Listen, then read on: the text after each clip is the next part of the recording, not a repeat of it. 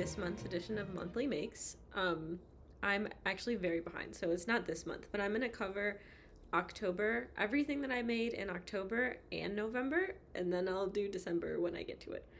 And I know my grandma watches these, so hi, Baba. I won't go back over things we've already covered, like the 3-color linen shawl and the vanilla sock and stuff. So fiber in October was just continuing projects. In terms of sewing, I've been trying to make more practical stuff, and I'm learning how to use stretch fabrics for the first time. So I couldn't think of anything more practical than undergarments. So I ordered some 100% merino wool jersey, which I didn't know was a thing, which is really cool because all of the underwear I've been buying, I finally looked back at it and I realized it's all synthetic fibers and you can find cotton and things, but I thought wool would be really nice. So I used this boy short pattern to make a few pairs of these. I also got some cotton jersey, so I'm going to make some cotton undies as well. And I self-drafted this little bra top. It's very messy, but it's cute and it's comfortable with the cotton fabric that I got. So I'm going to make some more of that stuff. In that same vein, I also need warm layers for the winter that aren't just underwear. So I made a couple thermal shirts. Same thing, it's really hard to buy 100% like wool, cotton, linen, silk shirts without it costing a fortune. I will say buying merino jersey, and then this is also an interesting merino jersey that I found, it's also very expensive. But it is cheaper when you don't count my labor to make them, and I can customize them and everything. I got this jersey from a fabric store in the garment district, and it's this really cool like two-tone jersey with pinstripes on it. It's I think 100% wool, and since it's reversible, right? There's the maroon on the inside and the blue on the outside. I wanted to do this cool little pattern. So I made these two tops, and I also made a black top just to test the pattern out. I adjusted it slightly, so this is the original pattern, unadjusted. The boat neck was a little too boaty for me, so I took that in and made a smaller neckline on this second one. So I did a lot more sewing in October, I would say, than I did knitting. I think that's it for sewing though. And then in terms of pottery, the biggest and coolest thing I made, I made this pitcher. I wanted to make something that I could steep iced tea in.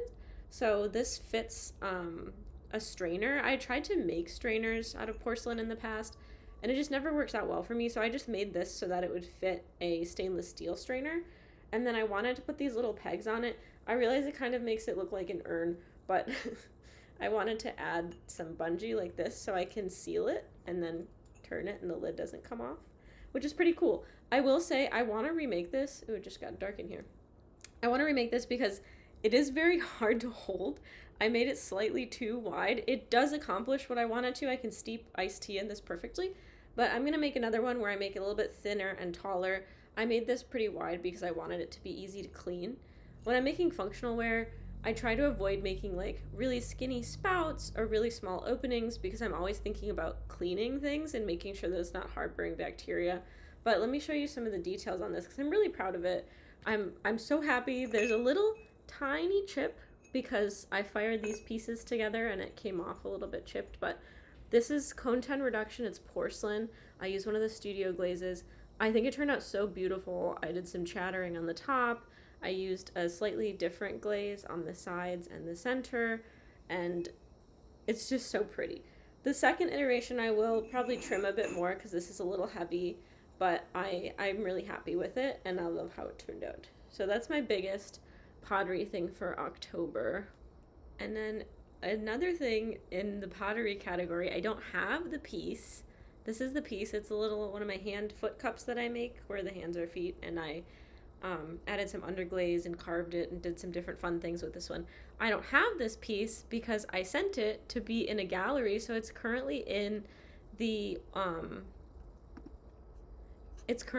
View Art Center, which is in upstate New York. It'll be there until March 7th. I haven't actually gone to see it myself yet, but this is my first piece of pottery that I've had in a gallery setting. I definitely want to go see it.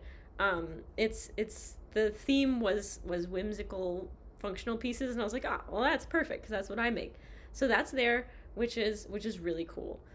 The very last thing in terms of pottery is I've been trying to test some peach bloom pigments, which is like a really ancient, I think, Chinese glaze in the cone 10 reduction kiln. I did a couple experiments. So this one is the pigment sandwiched between two layers of clear. So it goes clear, pigment clear, and this is the studio clear. It's hard to see in this camera, but for some reason the studio clear is very blue, or it turned out super blue. I also see, I just wonder if some pigment maybe got mixed in there. So I'm going to test this again with a commercial clear glaze. I also put the same spray over a chun, which is a more opaque glaze. And as you can see, no red at all, because this is actually like some sort of refraction, something where you need it to interact with a clear. So this kind of turned like a beautiful, gentle purple, which you can't see super well in this camera, but exact same middle glaze, different base glazes, and it looks completely different. This didn't get any of this like metallic spotting, so the clear is slightly more successful to what it's supposed to look like, but I think that this was really cool. It takes me a really long time to mix glazes and do these glaze experiments, so I'm happy that I finally got it done because it's been on my list forever. And then I also tested a non-porcelain clay body just with like lots of different studio glazes, and I think a little bit of my own concoction on here. And it's really cool. So I ended up buying more of this clay body because I really liked it, and I'm going to use some of these combinations on future pieces. In terms of October, I think that's pretty much everything. So let's jump into November, and also I'm going to skip my upcoming plans just because I'm going to make the December video really soon and you'll see what's upcoming because I'm doing it. But in terms of November, more knitting commenced again in November. So my first make that I want to show you is my tabi gloves. I think these turned out really beautiful. Let me pull up the Ravelry. It's the 3-finger glove pattern, and they're so cute. I sewed in, you know, that merino that I made the undies out of, jersey, I sewed that in so that they're super extra warm, and I added some texty tips with conductive thread, and I think they turned out beautiful. I'm using the same yarn that I'm making my ginger shawl out of that I'll show you for the little yellow here. And then I had a different yarn, Feederbrook Farm Entropy, that I got at Rhinebeck Sheep and Wool for the stripes. And I think it's really cool, and these turned out so great, and I'm so happy with them. I love making mittens. It's so easy to make mittens. Like, they knit up so fast. It makes me feel very confident. So that is one finished make for November. I also unfortunately lost my Sophie scarf. So I made a Sophie scarf for the first time ever, like 6 months ago, maybe longer. Here, this one. And I lost it, and we went on a walk, and we came back, and I swear I had it on, and I never found it again. So here's the remake. Let me pull it up so you have my stats. I made it significantly bigger this time. I used the same base yarn, but I had a different color suri. So the Farmer's Daughter Odang that I held with it, I used like a pea green suri, and it's kind of hard to see on here, but it's really beautiful. The biggest difference here is I didn't want to do this in garter stitch again, just because I don't love garter stitch that much for myself. So instead I tried a moss stitch and a rib stitch pattern. So at the very start, I did seed stitch just to see what it looked like. And then I transitioned the seed into what I think is an American moss stitch. And then I just adapted that so that I was doing like 3 knits in a row and then 3 purls. So it's basically like kind of a rib. But I think it looks really cool and really beautiful. And I'm happy with how it turned out. I used up pretty much all of the alpaca yarn that I bought too, which is perfect. So there's this. Let's see. And then I made this little guy for my friend. I actually used, I saw her pattern for a cat, but it was in a whole book, and I keep buying knitting books and then not reading them, so I told myself I have to stop for a minute. So I took the bunny pattern. You can see this cat has very bunny-like legs because this is a bunny, and then I just made the ears and the nose different. So this is for my friend's birthday. I haven't had a chance to give it to them yet, but I think they turned out very cute. The scarf is not knitted, it's just some felt, but their neck looked so bare and long and bunny-like, so that's for my friend. And I think I love, same thing with mittens, knitting little stuffed animals is so much fun because it's pretty fast, it's relatively easy, and if you mess up, you're not like wearing them on your body, so it doesn't really matter that much, which is really cool. Same thing, I'm still working on, I was working on the vanilla socks last month, and I don't think I'd started the ginger shawl yet, actually, which I mentioned. So that's a preview for December. But that's it in terms of fiber. In terms of pottery, I don't have the bowls with me, but I made a few different bowls. I broke a bowl that I used to have at home, so I remade that. I also tried this experiment. Let me see if I can pull up an image for you.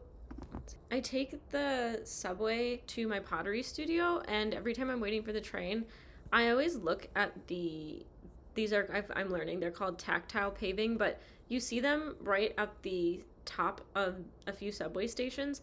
I always thought that the patterns that the dirt and things made on them were really interesting, and I've been wanting to try using wax resist to make texture on a piece.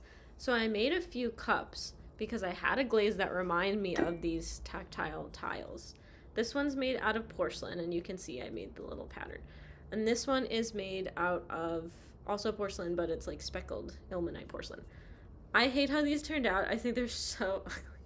But I think that's okay, right? Because they were supposed to be like urban and the floor and dirty and infrastructure inspired, right? I think next time I would just push the concept a little harder. So I threw this one on the wheel, and then I cut pieces out of it to make it kind of rough and uneven, but it's still pretty symmetrical. And this one I hand built, and I did the same thing where I cut portions out of it to make it kind of rough and uneven. But it's the same thing where I don't think it's extreme enough, and the glaze is a little too orange and it's not quite right. So I will try again, but I am super happy with how the texture turns out. So I don't think I can find an image of the exact kind of tile. I have a picture of it on my phone, but it has a pattern just like this. And what I did to do this is you put wax on your piece, like with a paintbrush, and then you wipe away of the piece with water. The wax stays in place, but then you actually ebb away the clay around your drawing. So that turned out super cool, and that was successful. I don't know what to do with these because I hate them. So maybe I'll give them away to someone. But I'm glad I tried something different because I haven't been doing too much stuff in my pottery that's experimental. So we had to try. I also really don't like how the glaze interacted with the ilmenite. I think it looks a little too crusty, which wasn't my goal, but you know, it's fine. I still think this is kind of a fun cup. So that is everything, I think, in terms of pottery. In terms of the brooches, they're not actually out of the kiln, so I'm going to have to move that to December. I think I showed you almost everything on the table, and the rest is for next month. So I'm not going to do next month in this video, but that's kind of a little quick catch up for my October and November makes. A lot of knitting one month, a lot of pottery one month, so we're very balanced. It's kind of hard to see here, but I also added epaulettes, like these little snaps, to my puffer coat, so I can snap it over my tote bag, and then my tote bag won't fall off my shoulder, so you can watch the demonstration. Which is really useful because in the winter when you have a puffer on, like your bag is constantly falling off your shoulder. I will say this didn't work super well because my jacket is very wide, so naturally the shoulders kind of sit off the shoulder anyways, so I ended up adding a second epaulette to really snap it into place, and now it works perfectly. But I think that's everything pretty much for the month of November and October, give or take a few things I always forget, but that's it. I will catch you in a few days because December is almost over, but I wanted to catch up because, you know, it's good to document the things that you're making and show your progress and what's. So that's everything. Thank you for watching, and I'll see you very soon.